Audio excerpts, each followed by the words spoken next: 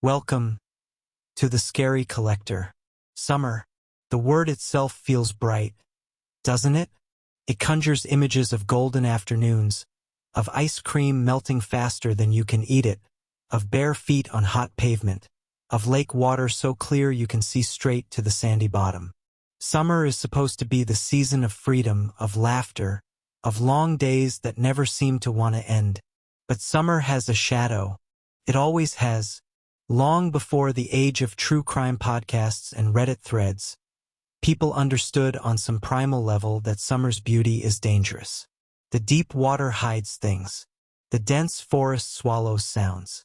The heat makes people do strange, irrational things. And the long nights, those thick, humid, star-smeared nights, have always been the perfect backdrop for things that should not happen. Tonight, I've collected 15 stories. 15 accounts from real people, survivors, witnesses, and the brave few who chose to come forward and share what happened to them in the unforgiving heat of summer. Some of these stories involve predators of the humankind. Some involve the inexplicable moments where the world seemed to bend in ways that defy every rational explanation. All of them are real. All of them were told to me, or verified through public records, news reports, and first-hand testimony. I want you to get comfortable before we begin. Put on your headphones, close the blinds, turn off the extra lights, and whatever you do, don't go outside alone tonight. This is the Scary Collector, and these are 15 disturbing summertime true horror stories. Story 1. The Lake House. Our first story comes from a woman named Renee, who was 23 years old the summer it happened. She has since moved across the country and asks that we use only her first name. This took place at a rental lake house in rural Tennessee, the summer of 2011. Renee and 4 of her college friends had rented a small property on a private lake for a week in late July. It was the kind of place that looked perfect in photos. A weathered dock stretching out over still green water, a fire pit ringed with smooth stones, a porch with a hanging swing. The nearest neighbor was a quarter-mile down the gravel road. The nearest town was 11 miles away. The first 3 days were everything a summer vacation should be. They swam, they grilled, they stayed up late talking around the fire. The lake was warm and still. The nights were quiet. Everything was exactly right. On the 4th night, Renee woke up at 2 a.m. She couldn't explain why. She just opened her eyes, suddenly and completely awake.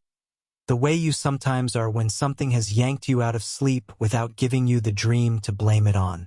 She lay still for a moment, listening to the breathing of her friend in the other bed across the room, and tried to identify what had woken her. Then she heard it, footsteps on the dock. Slow, deliberate, the soft but unmistakable creak of old wood planks under weight. Renee assumed it was one of her friends, someone who couldn't sleep going out for air. She almost rolled over and closed her eyes. Instead, for a reason she still cannot fully explain, she got up and looked out the window. The dock was visible from her room. A single motion-activated floodlight mounted on the corner of the house cast a cone of yellow light across the water. And standing at the very end of the dock, perfectly still, was a man, not one of her friends. This was a large man, broad-shouldered, dressed in dark clothing, wearing what appeared to be a wide-brimmed hat. He was facing away from the house, looking out over the water. He wasn't doing anything. He was just standing there. Renee's first thought was that someone had wandered onto the property by accident. Maybe a drunk neighbor. Maybe a fisherman who didn't know anyone was renting the place. She watched for almost a full minute. He didn't move. She went to wake up her friend Jake. Jake came to the window and they both watched the man together. He still hadn't moved. Not an inch. Jake said he'd go down and talk to the guy, ask him to leave. Renee grabbed his arm and said no. Something about the figure, something about the absolute stillness of it, made her deeply, instinctively afraid in a way she couldn't articulate. They woke everyone else up instead. The 5 of them stood at various windows, watching. The man remained motionless at the end of the dock for another 10 minutes while they debated what to do. Finally, someone grabbed their car keys and said they were all leaving and calling the police from the road. As they gathered by the back door, ready to make a run for the car, one of the friends, a girl named Dana, looked out the kitchen window toward the dock. The man was gone, not walking away, not anywhere in the illuminated area of the floodlight. Just gone. The dock was empty and still. The motion light was already beginning its slow fade back to darkness. They left anyway. They drove to the nearest 24-hour gas station and called the county sheriff. 2 deputies responded and searched the property. They found nothing, no footprints on the dock, no evidence of any intruder. The dock boards had a thin layer of green algae accumulated over the summer. If someone had walked across them, there should have been traces. There were none. The sheriff's deputy told them it was probably a neighbor who'd heard about the rental and come to check on the place. He said people in rural communities did that sometimes, just came to have a look. He said it in a way that was meant to be reassuring. It wasn't. Renee and her friends did not return to the lake house that week. They forfeited the remaining 3 nights of their rental and drove home in the middle of the night. When Renee contacted the rental company to report the incident, she was told that they'd had a previous tenant mention a similar experience the summer before. A figure standing on the dock at night. The rental company had not disclosed this. The lake house, as far as Renee knows, is still being rented out to this day. She told me something else before we finished speaking. She said that what disturbed her most wasn't the fear she felt in the moment, or even the impossibility of the missing footprints. What stayed with her, what she still thinks about more than a decade later, is the way the man was standing, not like someone who had wandered somewhere by mistake, not like someone who was confused or lost or drunk. He was standing the way a person stands when they are exactly where they intended to be, waiting. Story 2. The Campground at Dusk. Our second story involves a family camping trip that went wrong in a way that no amount of preparation could have anticipated. Marcus was 41, a father of 2, an avid outdoorsman who had been camping since he was a child. He knew how to read weather, how to find water, how to navigate without a phone. He was, by any reasonable measure, exactly the kind of person you'd want in a crisis. The story is his. It was August. Marcus had taken his 2 children, his daughter Lily, 9, and his son Caleb, 12, to a state forest campground in central Pennsylvania. His wife had stayed home due to a work obligation. Just Marcus and the kids for 4 nights. He had done this before. He knew the campground. He had his protocols. They arrived on a Thursday afternoon and set up camp at their usual site, a semi-isolated spot at the far end of the loop, bordered on one side by a dense stand of hemlocks. They were the only campers in the immediate area. It was midweek and the campground was sparsely occupied. The nearest occupied site was about 200 yards away, past a bend in the road. The first evening was peaceful. They cooked dinner over the fire, played cards in the tent by lantern light, and were asleep by 10. Marcus woke once around midnight to the sound of an animal rustling near the food bag. He made noise, it ran off, he went back to sleep. Normal. Routine. The second day was perfect. They hiked a 6-mile trail, swam in a creek, ate too many trail mix bars. The kids were happy, tired in the good way. That evening, around 7 o'clock, a man appeared at the edge of their campsite. He walked out of the tree line, not from the road, but from the woods on the hemlock side. He was middle-aged, maybe 55, wearing jeans and a flannel shirt despite the heat. He had a camping lantern in one hand. He smiled at Marcus and said he'd gotten turned around on the trail and wasn't sure where his campsite was. Marcus, being the kind of person he was, offered to help. He pulled out his campground map, asked the man where he thought his site was. The man described it as near the entrance. Marcus pointed him in the right direction. The man thanked him warmly, said he hoped they were having a good trip. He seemed perfectly ordinary. After he left, Lily tugged on Marcus's sleeve and said something she'd been waiting to say as soon as the man was gone. She said, "Daddy, that man was watching us before you saw him." Marcus asked her what she meant. She said she had been sitting by the fire pit, poking at the ashes, and she had looked up into the trees and seen him, just standing there, maybe 30 feet back in the hemlock shadows, watching them. She said he'd been there for at least 10 minutes before he walked forward into the campsite. Marcus felt cold despite the summer air. He asked Caleb if he'd seen the same thing. Caleb, who had been reading in the tent with the flap open, said yes. He'd noticed the man too. He'd thought Marcus had seen him and wasn't worried. Marcus had not seen him. In those 10 or more minutes, while the man was watching his children from the shadows, Marcus had been at the camp table with his back to the trees. He put the kids in the tent, told them to stay there, and walked to the campground host's trailer and reported what had happened. The host drove the loop with Marcus to see if they could locate the man's campsite. There was no other car at any of the sites near the entrance. In fact, there were only 3 other campers in the entire campground that evening. They found and spoke to all 3. None of them matched the description. None of them had a lantern like the one the man had been carrying. The county sheriff's office was contacted. A deputy came out, took a report, drove the road around the campground. Nothing was found. The deputy told Marcus he had done the right thing by reporting it. He also, very quietly, told him he might want to think about packing up for the night. Marcus packed up.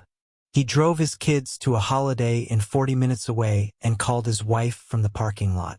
He never went back to that campground.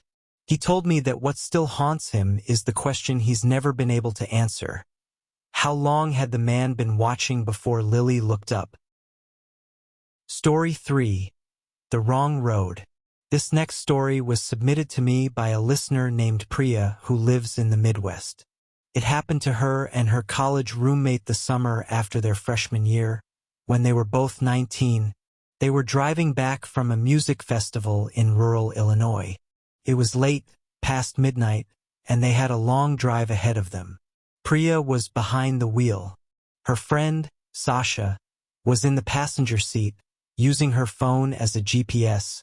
Somewhere around 1 a.m., the GPS rerouted them off the main highway and onto what it described as a faster back road. The road was 2 lanes, completely dark, running through flat farmland.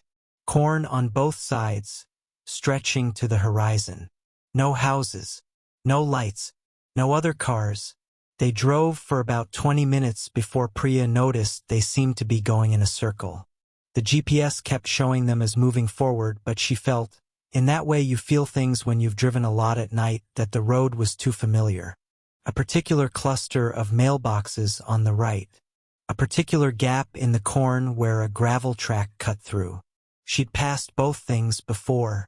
She mentioned this to Sasha. Sasha checked the GPS. It showed them progressing normally. Priya decided she was imagining it and drove on. 5 minutes later, she hit her brakes hard. In the middle of the road, perhaps 50 yards ahead, a car was stopped. Completely dark, no headlights, no hazards. Just a car sitting in the road at 1 a.m. in the middle of nowhere. Priya sat with her headlights pointing at it, foot on the brake, engine running.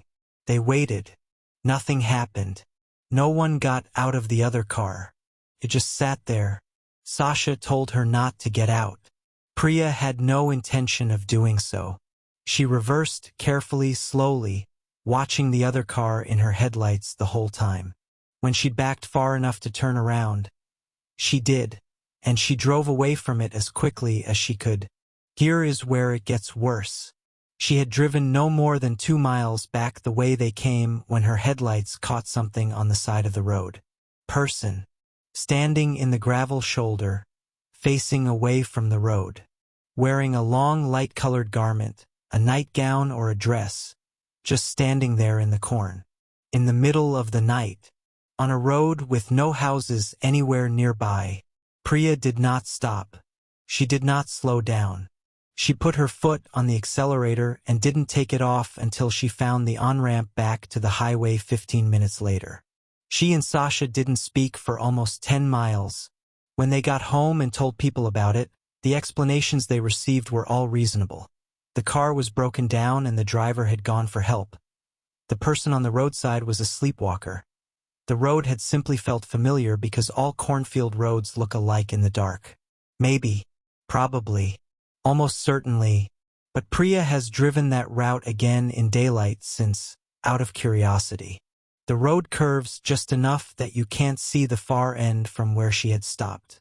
Which means the stopped car had blocked the road in exactly the one stretch where she couldn't see around it, couldn't know how far away the next intersection was, and couldn't judge whether backing up or going forward was safer. She's thought about that a lot over the years. The specific geography of the trap. Maybe it wasn't a trap. Maybe all of it was innocent. She told me she hopes so. She doesn't believe it. Story 4. What was in the water? I want to be very careful with how I tell this next story, because the person who shared it with me is still, in some ways, processing what happened. We'll call her Danny. She was 26 and on a solo vacation in the Florida Panhandle when the events occurred during the summer of 2019. Danny had rented a small beach cottage for 10 days. A solo trip, something she was proud of herself for doing. She was 3 days in when she started to notice the man. He was always on the beach when she was. That in itself meant nothing. He might live nearby, he might have rented a cottage of his own. He might just share her schedule by coincidence. What made her notice him was not his presence but the way he positioned himself. Never close enough to be intrusive. Never doing anything that could be called alarming. But always at an angle where he had a clear sight line to her. She told herself she was being paranoid. Women are told they're paranoid constantly. She did not leave the beach because of this man. She did, however, start paying attention. On the 5th day, she went for an early morning swim, just past dawn, when the beach was nearly empty. She swam out maybe 70 yards, treaded water for a few minutes, and turned to swim back in. The man was standing at the water's edge, watching her. She swam back toward shore. As she got to waist depth and stood up, he walked away up the beach without looking back. She mentioned it to the cottage's property manager, a local woman who had given her the keys. The manager didn't seem overly surprised. She asked for a description. Danny gave one. The manager said she'd pass it to the local beach patrol. 2 days later, day 7 of the trip, Danny returned to her cottage in the afternoon to find the rear door unlocked. She was certain she had locked it when she left. She did not enter. She called the property manager from outside, then waited on the front porch until the manager arrived with her husband, who went through the cottage. Nothing appeared to be missing. Nothing appeared to have been disturbed. But on the bathroom windowsill, a small louvered window that she had left slightly open for ventilation, there was a set of sandy footprints on the tile floor beneath it. Someone had come through the window. The sheriff was called. A report was filed. The prints were photographed but not recoverable in a useful way for identification. The responding officer walked the surrounding area and found nothing. Danny left that afternoon. She did not complete her vacation. On the drive home, she called a friend who was a criminal defense attorney, who told her very plainly that what she had described, the persistent watching, the boundary-testing presence at the water, the entry into her space, were textbook escalating behaviors that should be taken very seriously. The perpetrator was never identified. Danny told me she wanted to share this story because she wants other women traveling solo to understand that their instincts are real. The number of times I talked myself out of feeling afraid, she said, will haunt me longer than the event itself. He gave me every sign. I had been trained to ignore them. Listen to your instincts. If someone makes you feel watched, you are allowed to act on that feeling. You are allowed to leave. You do not owe anyone your comfort as proof that they're not a threat. Story 5. The Visitor at the Window. Some stories are terrifying because of what happened. Others are terrifying because of how close something terrible came to happening. This next story falls firmly into the second category. Kevin was 11 years old in the summer of 1998. He grew up in a small city in Ohio, in a working-class neighborhood where people left their windows open in summer because air conditioning was a luxury most families in that part of town didn't have. His bedroom was on the ground floor of his family's house, with a window that faced the side yard. A narrow strip of grass between his house and the neighbor's fence. He had a routine that summer. Stay up as late as he could reading by flashlight under the blankets, fall asleep around midnight, wake up when his parents did at 6. His parents both worked. His older sister, 17, was the one nominally watching him, though in practice she was on the phone with her friends most of the time. One night in late July, Kevin was reading when he heard the window screen move. He assumed it was the wind. The screens in their old house were loose in the frames and rattled whenever the breeze picked up. He went back to his book. Then he heard it again. Louder this time. More deliberate. He lowered the flashlight and looked at the window. The streetlight from the alley behind the house threw just enough light through the glass that he could make out the general shape of things.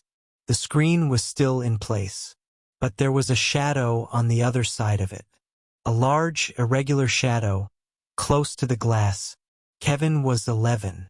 His brain ran through the available explanations. A raccoon on the sill, a stray cat, a branch from the overgrown shrub at the side of the house. He stayed still and watched. The shadow moved. It shifted in a way that was impossible to assign to an animal or a branch. A slow, deliberate lateral movement that tracked the length of the window frame, as if whatever was outside was looking for something, searching for a gap. Kevin screamed. He screamed loud enough that his sister came running in less than 10 seconds. He screamed loud enough that the neighbor's dog, 3 properties away, started barking. He screamed until his mother, who had not yet gone to sleep, was in his room with the overhead light on and her arms around him. His father went outside with a flashlight. In the side yard, pressed against the house below Kevin's window, there was a man. He ran when Kevin's father appeared. He was fast and knew the neighborhood. He was gone before anyone could see his face clearly. The police found nothing that night. Kevin's family had deadbolts put on all the windows the next morning. A few weeks later, they learned from a neighbor 2 streets over that a man had been caught looking into bedroom windows on their block. He was subsequently arrested for an unrelated offense and investigators looked into the window complaints. Kevin is in his late 30s now. He told me he still can't sleep with a window open in warm weather. Even on the hottest nights of summer, the windows in his house stay closed and locked. His wife understood once he told her the story. Once you've seen a shadow moving along your window in the dark, looking for a way in, looking for you, the sound of a screen in the wind never means the same thing again. Story 6. The Trail That Didn't End. I want to be transparent that this next story contains elements that resist easy explanation. I'm not going to try to explain them. I'll simply tell you what happened, as the person who experienced it reported it to me. His name is Patrick. He's a geologist in his early 50s, a logical and precise man who has spent most of his career in fieldwork. He does not believe in the supernatural. He believes in evidence and in methodology. He told me this story with the caveat that he has no explanation for what happened, and that the absence of an explanation is itself what makes it disturbing. In the summer of 2007, Patrick was doing field survey work in a national forest in the Pacific Northwest. He and a graduate student named Aaron had set up a base camp near a trailhead and were making day trips to survey sample sites up to 6 miles into the forest. They were experienced. They had topographic maps, GPS devices, compasses, and two-way radios. They were methodical. On the third day, they split up after lunch to cover 2 different survey grids and planned to meet back at camp by 5. Patrick's grid was roughly 1.8 miles from camp. He completed his survey work around 3:30 and began hiking back along the trail they had used that morning. He walked for an hour. He should have been back at camp in 30 minutes at a comfortable pace. At the 45-minute mark, he checked his GPS. It showed him moving in the right direction on the right trail at a position that should have put him within half a mile of camp. He kept walking. At the 1-hour mark, nothing around him looked familiar. The trail was still there, clearly defined, unambiguous, but the specific landmarks he'd been noting all week were absent. The granite outcropping to the left of the trail a quarter-mile from camp. The creek crossing with the fallen log. The burn scar from an old fire that marked the last half-mile. None of them appeared. He stopped, checked his GPS again. It showed him 40 yards from camp. He looked up. There was no camp. There was only forest, old growth, deep, silent. He radioed Aaron. Aaron answered from camp immediately. He'd been back for 20 minutes and was starting to worry. Patrick described his GPS coordinates and what he was seeing. Aaron read back identical GPS coordinates from where he was standing at camp. 2 different physical locations. Same GPS reading. Patrick did what any rational, experienced outdoorsman would do. He sat down, drank water, calmed himself, and began applying systematic logic. He walked in an expanding pattern from his position, checking landmarks. 20 minutes later, he found the granite outcropping. Not to the left of the trail as he remembered, but to the right and 200 yards off the trail rather than adjacent to it. He had been walking a completely different trail. Not an unmarked trail, a clearly worn, regularly used trail that ran parallel to the correct one, so similar in character that he hadn't noticed the difference. He'd made a wrong turn somewhere in the afternoon, and the GPS, which showed only his coordinate position, not his orientation to the trail network, had confirmed he was moving in the right direction without clarifying he was on the wrong path. This is a rational, logical explanation. Satisfies the facts. Patrick told me he accepts it completely. He also told me that in those 20 minutes when he was walking in the expanding pattern, trying to find a landmark, he heard something. Behind him, following him, maybe 30 feet back in the trees. Not footsteps exactly. More like the sound of something large, adjusting its position in parallel with his. When he stopped, it stopped. When he moved, it moved. He never saw what it was. He told me that it was probably a deer or a bear or any number of large animals that live in those forests and are curious about human movement. It was probably completely natural. But probably, he said, is a lot of space to be afraid in. Story 7. The Room at the End of the Hall. This story was originally published in a local newspaper in Vermont before being sent to me by a reader. The newspaper account is brief, a few paragraphs about a vacation rental dispute. The real story, which the family gave me permission to share in full, is considerably more unsettling. The family, I'll call them the Merrills, rented a historic farmhouse in rural Vermont for 2 weeks in July of 2015. The property was beautiful and genuinely old, built in the 1840s. With wide pine floors and low ceilings and windows that looked out over meadows and an overgrown apple orchard. The rental listing described it as having 5 bedrooms and being ideal for large family gatherings. There were 6 in the family. The parents, I'll call them Tom and Ruth, their 3 adult children, ages 24, 21 and 18, and the 21-year-old's boyfriend, who was joining them for the first week. The house had 5 bedrooms, as advertised. 4 were on the second floor. The 5th was at the end of a narrow hall on the first floor, tucked behind the kitchen, smaller than the others, with a single window that looked into the wall of the attached barn. They put the youngest child, 18-year-old Emma, in that room for the first 2 nights until one of the upstairs rooms opened up. On the second night, Emma came to her parents' room at 2 in the morning. She was not distressed, she was confused. She told them that something in her room kept waking her up. Not a noise, not a presence, but a feeling of being watched. A feeling so specific and so persistent that she'd woken up 3 times in 2 hours.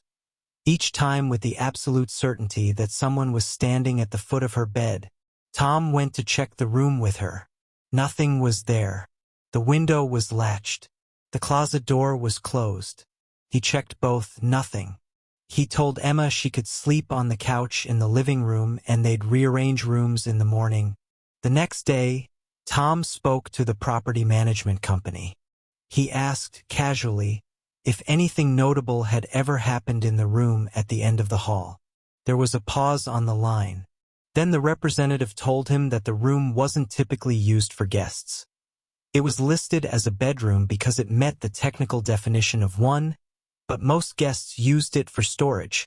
She said some guests had mentioned feeling uncomfortable in the room. Tom asked why. Another pause. The representative said that the original owner of the farmhouse, a man who had lived there alone in the early part of the 20th century, had died in that room. It was a well-known local history. She said the property had been properly disclosed in the state's required seller disclosures when it changed ownership, but that the rental listing company had not included the information. She apologized and offered a partial refund. The Merrills used the room for storage for the remaining 11 days. They did not have another unusual experience in the house. Now, I want to be careful here. The story, as told so far, is the kind of thing that can be explained by suggestion, by atmosphere, by the power of old houses to inspire unease in people who know they're sleeping in an unfamiliar space. A feeling of being watched is not evidence of anything supernatural. A house's history does not determine its inhabitants. But here is the part that the newspaper didn't report. After the Merrills returned home, Ruth found herself thinking about the room. Specifically, about something Emma had said in the kitchen the morning after her uncomfortable nights. Something Ruth had initially dismissed as a tired, sleep-deprived observation.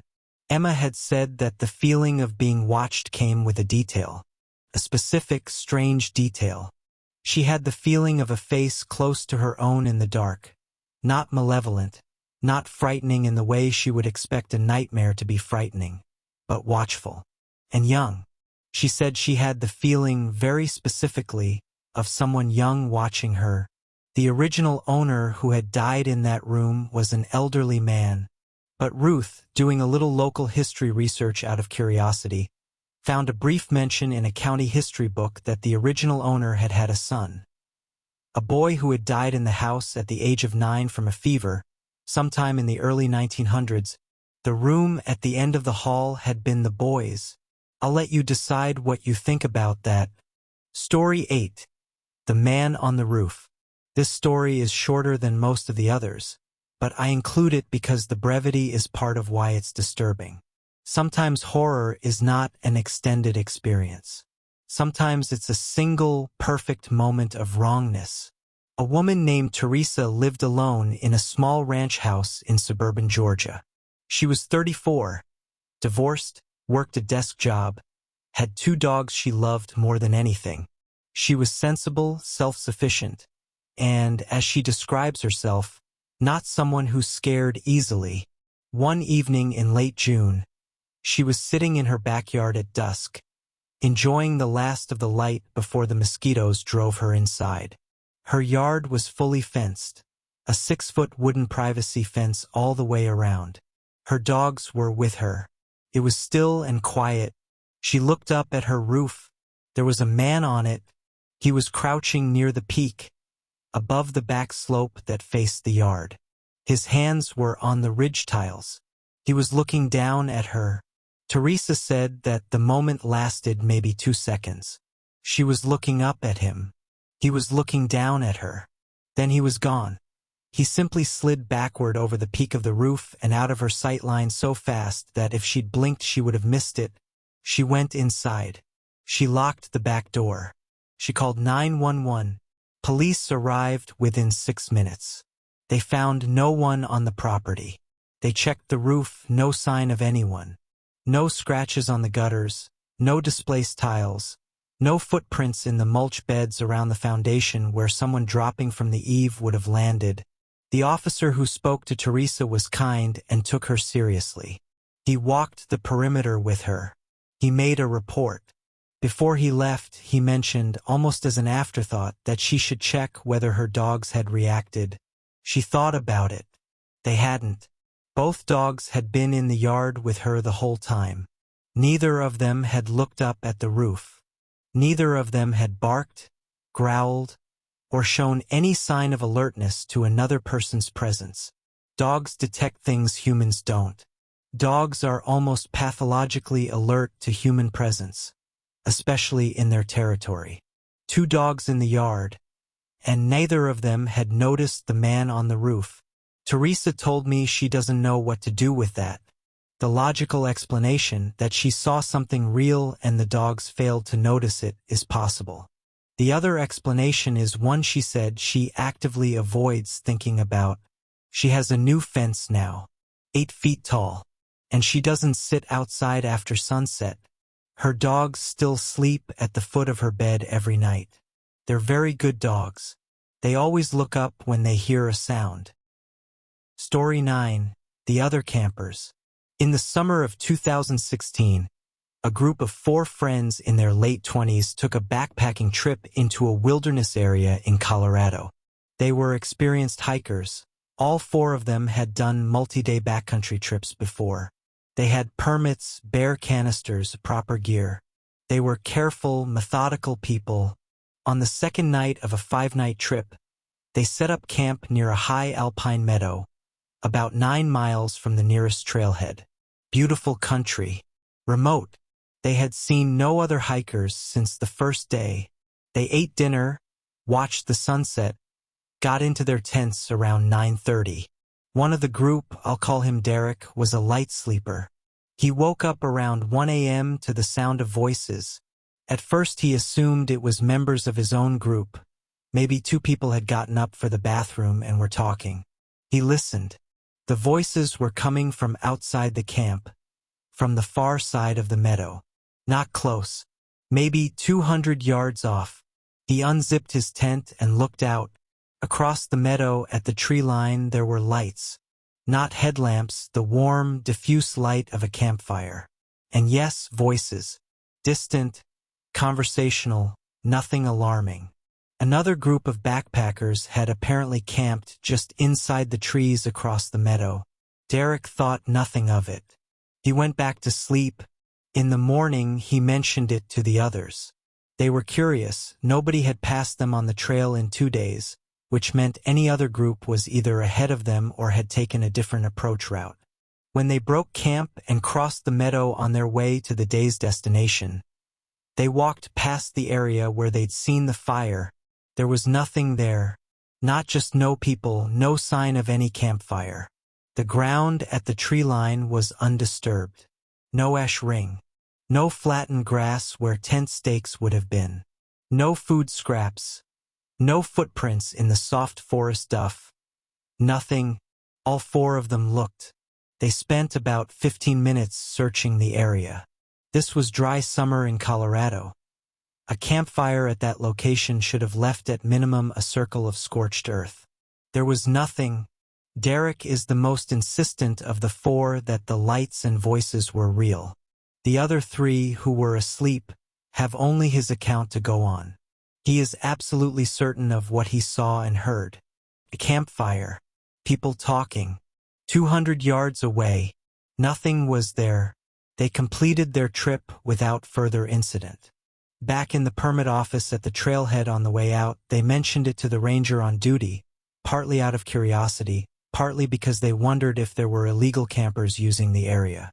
The ranger checked the permits for that zone. No other groups had permits for that zone that week. Wilderness areas in Colorado require permits for overnight stays in designated backcountry zones. You cannot legally camp there without one. If another group was there legitimately, there should have been a permit record. There was none.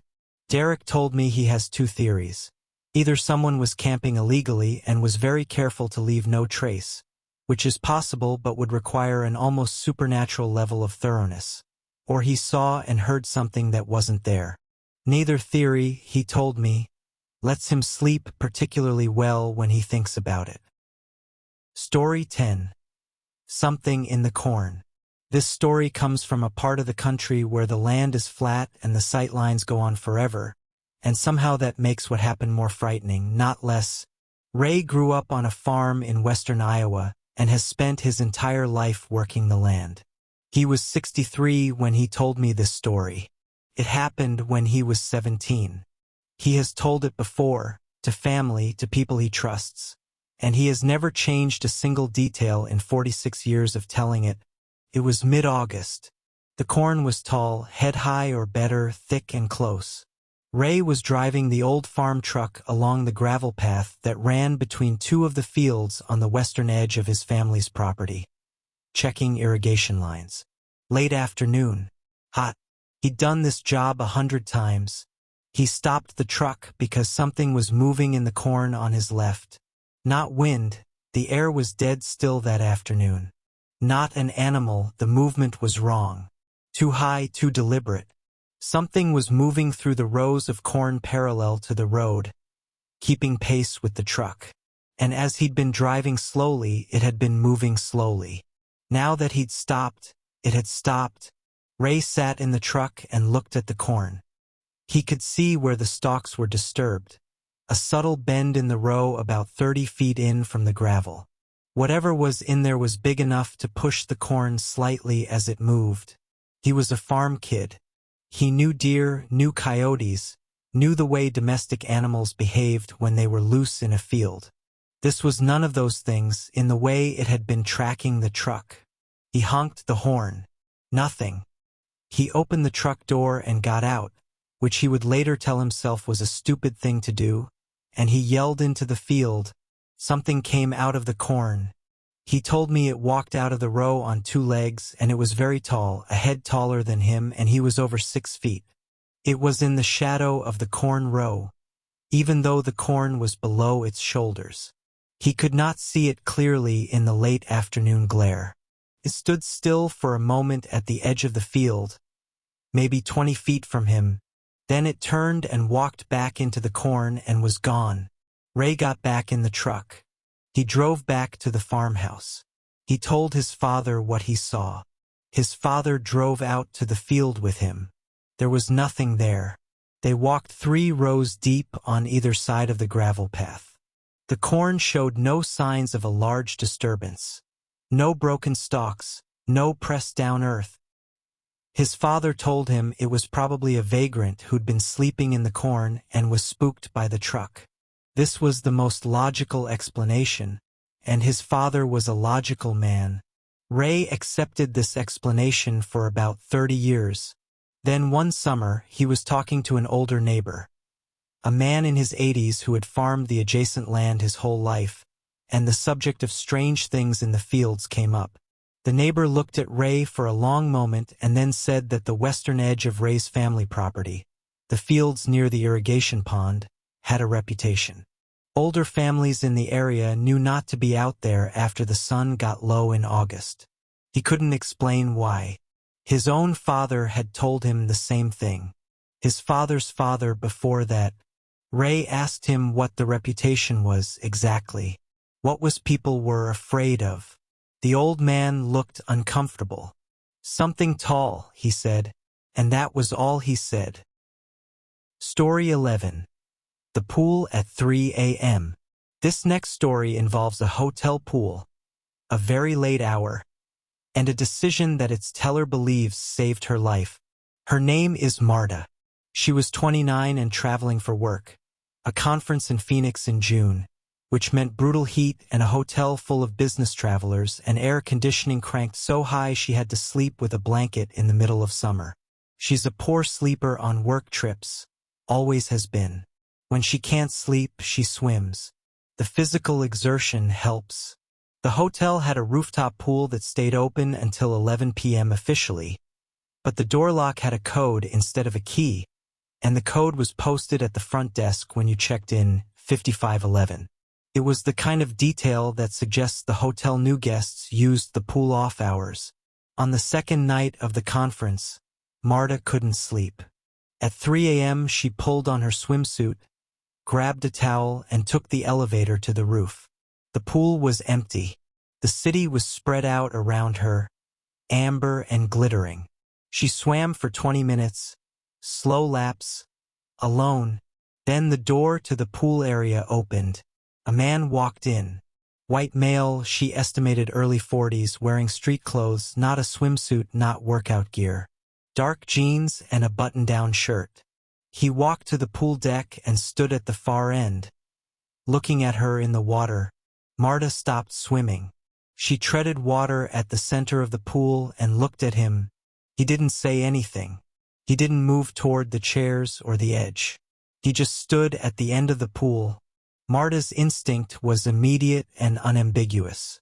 She swam to the near edge, the end closest to the door she had come through, and climbed out of the pool.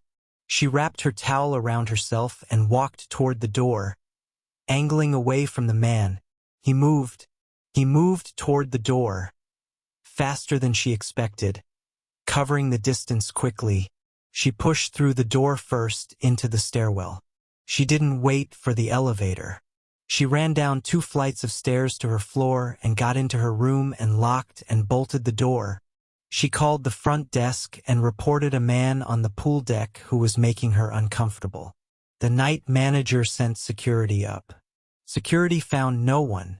The man was gone by the time they arrived. In the morning, Marta spoke to the hotel's daytime manager and filled out a formal incident report. The manager reviewed the security footage. She reviewed it with Marta in the manager's office. The footage showed Marta entering the pool area, swimming alone for 20 minutes. It showed the door opening and a man entering. And it showed the man walking rapidly toward the door when Marta climbed out, in a way that was, the manager used the word, purposeful. He moved as if he had a specific goal that Marta's departure was interrupting. The manager shared the footage with Phoenix PD. I do not know if the man was ever identified, Marta told me. I have replayed what would have happened if I'd stayed in the water trying to act normal, trying not to make it weird. I have replayed it 1,000 times. The water would have been a disadvantage. The door was on his side of the pool. I got out while the door was on my side. She made the right call. She trusted herself. She told me she wants anyone who hears this to know that your body will tell you when something is wrong. You don't need a reason. You don't need proof. You need to move. Story 12. The House That Watched Back. This story involves a neighborhood, a summer, and a slow-building dread that several residents experienced independently before they realized they were all experiencing it together. I spoke to 3 different people who lived on the same street in a suburb of Memphis during the summer of 2004. All 3 accounts are consistent. I'll call them Linda, Ben, and Corinne. The neighborhood was quiet and well-established. The kind where people had lived for decades, where children rode bikes, where block parties happened. One house on the street had been for sale for about 8 months and had been vacant since its owners relocated for work. A property management company had the listing. That summer, people started noticing that the house seemed occupied. Not in obvious ways. No cars in the driveway. No mail accumulating. But lights in the windows at odd hours. A curtain in the second-floor window that seemed to be in different positions from one day to the next. Once, Linda saw what she believed was a figure standing just inside the front window, slightly visible through the glass, in the dark interior. These things individually were easy to dismiss. Properties have timers for security lights. Curtains shift. The brain finds faces and figures in ambiguous shapes. Linda dismissed it. Ben, who lived directly across the street, dismissed it too, even after he mentioned to his wife that the house seemed funny. Seemed like someone was in it when no one should be. It was Corinne who forced the issue, and only by accident. She was walking her dog past the vacant house in the early morning, just after 6, still cool, and she saw the front door standing slightly open, an inch, maybe 2. Not like someone had come through it and let it fall. More like it had been pulled mostly shut and the latch hadn't caught. She called the property management company's number from the sign on the lawn. An agent arrived within 40 minutes to check the property. The agent found that the back door had been forced. The lock had been compromised in a way that suggested it had happened some time ago.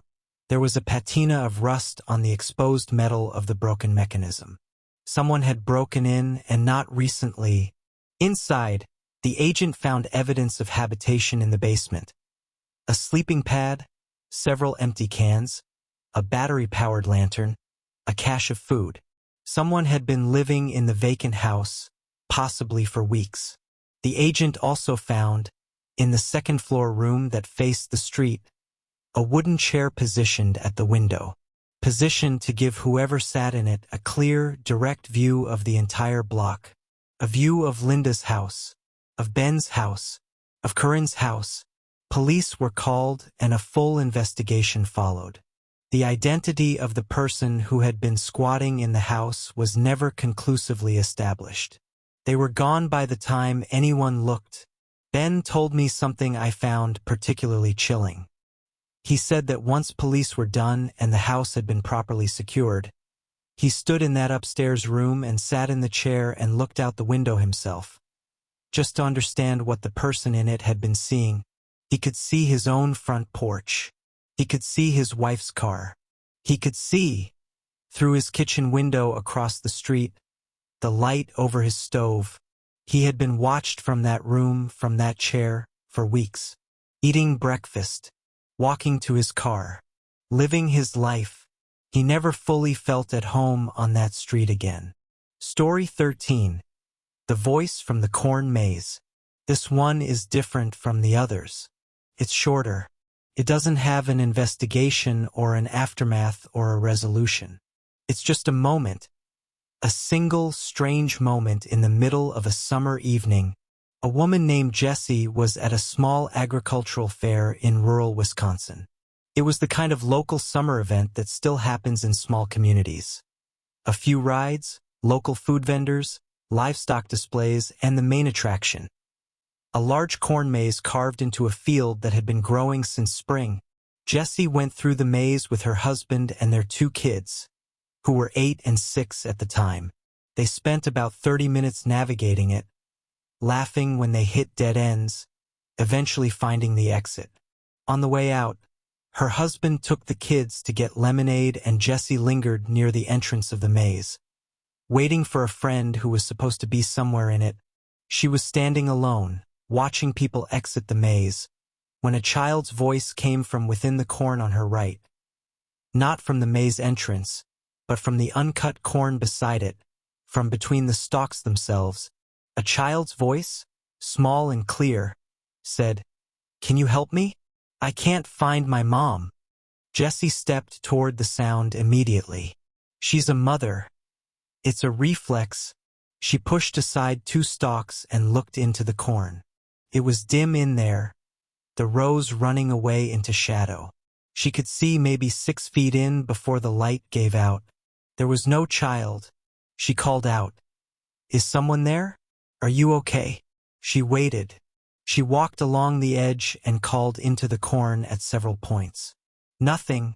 A man from the fair staff had seen her looking into the corn and came over.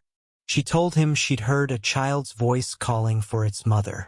He radioed it in immediately. Within 10 minutes, fair staff were walking the maze and the edges of the cornfield. No lost child was found.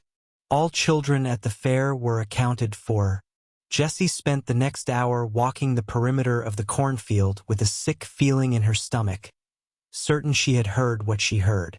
Her husband, her friend when she arrived, and fair staff all told her she had done exactly the right thing. There was no one in the corn. She told me the voice was completely clear, not ambiguous, not a trick of sound. A child asking for help. She heard every word. She also told me what she thinks about late at night sometimes, when she can't sleep and her mind goes to dark places. What if there had been a child in the corn? What if she'd pushed further in to look, further than 6 feet, into the dark between the rows, and the child's voice had moved deeper as she followed it? It's an old story, that one. The voice that leads you in. But it's old because something in us has always known. The dark between the corn rows is not safe. And some sounds are designed to bring you closer. Story 14. The Hitchhiker's Warning. This next account has the shape of an old road tale, the kind your grandmother might have told, the kind that gets written off as urban legend. But the person who lived it is real, is alive, and insists on every detail. Her name is Gloria.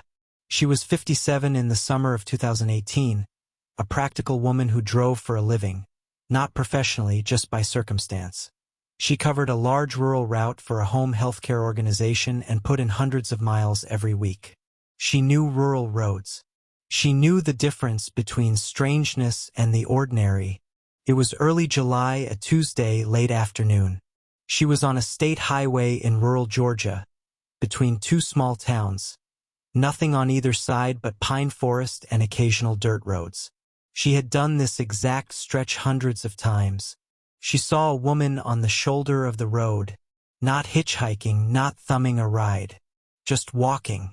The woman was middle-aged, wearing a yellow sundress, and she was moving with the traffic, walking in the same direction as Gloria. Gloria slowed as she passed to make sure the woman wasn't in distress. The woman looked up and made eye contact. Then she made a sharp gesture, urgent, clear, the kind of gesture that means stop. Not waving her down gently, stopping her with authority. Gloria pulled over. The woman jogged to her passenger window. Gloria rolled it down. The woman said, "Don't go to the bridge." Gloria asked her what she meant. The woman said it again. Exactly. "Don't go to the bridge. There's something wrong at the bridge." The bridge she was referring to was the only one on this stretch of road. A narrow 2-lane bridge over a creek that was about 2 miles ahead. Gloria had crossed it thousands of times. There was nothing remarkable about it. She asked the woman what was wrong. The woman shook her head, took a step back from the car and said, "Just don't go to the bridge tonight." Then she walked off into the pine trees on the side of the road. Just stepped off the shoulder and into the woods. Gloria sat for a moment. She was unsettled. The urgency in the woman had felt real, not like instability, not like confusion. It had felt like warning. But the rational thing was to continue on her route. She was 3/4 of a mile from the bridge when she came around a long curve and saw the flashing lights. A logging truck had lost its load. A full trailer of pine logs had come off the flatbed and spilled across both lanes of the bridge and the road approaching it, partially blocking the roadway and partially collapsed through the bridge railing over the creek. The accident was very recent. The truck driver was still in his cab and emergency response had just arrived. Had Gloria been traveling at her normal speed, she would have been at that bridge at exactly the time the logs came off the truck. She told the story to the first responder who took her statement about the hazard. She told him about the woman. He looked at her for a long moment and then looked down the road behind them at the empty pine forest. He said there were no structures for several miles in that direction. No neighborhoods. No houses. Nobody should have been walking on that road on foot. Gloria has a picture in her phone of the yellow sundress. She had, out of some unconscious instinct, taken a photo of the woman through her window just before she drove away. She showed it to me. A woman in a yellow dress, turned slightly away from the camera, walking toward the tree line. In the photo, you can see the exact moment before she stepped into the shadow of the pines. Story 15. The Last Campfire. I've saved the last story for last deliberately. It is the one that unsettles me the most, not because of what happened, though what happened is deeply disturbing, but because of the questions it leaves behind. This story was told to me by a man named Walt. He is in his late 60s, soft-spoken, and spent 32 years as a park ranger in the National Forest System. He has seen bear attacks, he has handled rescues, he has dealt with every manner of human crisis in remote wilderness. He is not a man who frightens easily, and he is not a man who chooses his words carelessly. He told me this story on the condition that I not identify the specific forest or the year. He has his reasons, and I respect them. What I can tell you is that it happened in the late 1990s, and that it has never fully left him. It was a summer night, late August. Walt was doing a solo patrol loop on a section of the forest that saw moderate backpacker traffic. Not heavy use, not a drive-in campground, but a popular overnight trail with a handful of designated backcountry sites. He had done this loop 100 times. He came to the last site on the loop around 10 at night. The site was occupied, a single tent, a fire burning low. Normal. He would have continued past, just noting the occupants in his log. But as he approached, he realized something was wrong. The fire was wrong. Not in any way that he could initially articulate. It was a fire. It was burning. But something about the quality of it, the color of the light, the way it didn't quite flicker in the way fire flickers, made the hair on the back of his neck stand up before his conscious mind had processed what was off. He stepped into the clearing and said the standard ranger greeting. Identified himself. There was no response from the tent. He looked more carefully at the fire. It was producing almost no smoke. The wood appeared to be burning, embers visible, the glow. But there was something wrong with the heat. He was 3 feet from it. He should have been feeling its warmth. He wasn't. He stepped to the tent and said hello again. Louder. Unzipped the fly. A sleeping bag inside. A backpack. Gear neatly arranged. No person. He searched the site. No one was there. He expanded his search, called out, used his flashlight. The forest around the site was silent and dense and revealed nothing. He went back to the fire. He held his hand directly over it. Nothing. No heat at all. The fire was visually present. He could see it, could see the apparent combustion, but it produced no warmth whatsoever. Walt told me he stood there for a very long time, trying to understand what he was looking at. He is not a superstitious man. He told himself there was a rational explanation. He could not find one. Eventually he touched the wood. His fingers passed through the area where the fire appeared to be burning. He felt nothing, not heat, not cold. Nothing at all. Like the fire simply was not present for his hand. Even as his eyes confirmed it was there, he stepped back. He took out his radio and called the dispatcher and told them he needed another ranger at his location. He stood in that clearing, watching a fire that had no heat and produced no smoke, until another ranger arrived 20 minutes later. The second ranger saw nothing. By the time she arrived, the fire was gone. Not burned out, gone. No ash, no char on the ground. The fire ring was cold and clean, as if nothing had ever burned in it. The backpacker whose gear was in the tent returned the next morning from what they described as a late-night hike. They'd had insomnia and gone walking. They'd built the fire before leaving and assumed it had gone out while they were gone. They found this uneventful. Walt checked the area for 3 consecutive days. He found nothing that explained what he'd seen. He told me, "In 32 years, I have seen a lot of things. I have seen animal behavior that I couldn't explain. I have seen weather that didn't make sense. I have had moments where I understood very clearly that the wilderness is not something human beings have ever fully understood, regardless of what we tell ourselves. He paused. That night was different from all of those things. That night I understood that there are parts of the world that are not for us. Not dangerous, necessarily. Just not ours. Not something we're supposed to see. He retired 3 years after that night. He told me he still goes into the woods. He loves them. He always has. But he told me something else.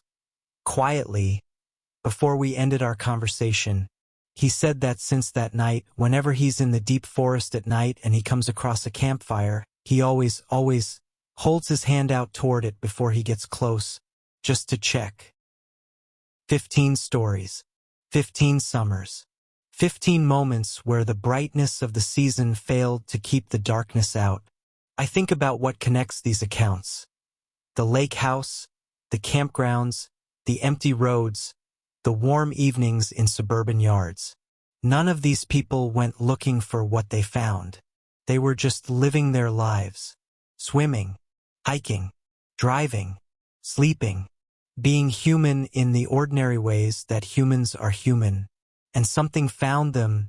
Maybe most of those somethings have rational explanations. Maybe the man on the dock was a confused neighbor.